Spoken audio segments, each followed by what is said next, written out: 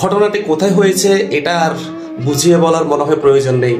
এই যে দেখুন, যে দেশের আনাচে কানাচে দুর্নীতি, বেহায়াপনা, বিভিন্ন রকমের অনৈতিক ঘটনা ঘটতেছে, সেখানে এক অনৈতিক শাসকের যে এই যে কি নমুনা দেখা যাচ্ছে, সেটা কোথায়? আল্লাহর ঘরের সামনে জিয়ারতরত অবস্থায় হাজিদেরকে যেভাবে ধাক্কা দিচ্ছে, মারার জন্য উপক্রম হয়েছে, এই দৃশ্যটা যে একজন মুসলিম দেখছে তার হৃদয়টা কেঁপে উঠছে, ফেটে উঠছে।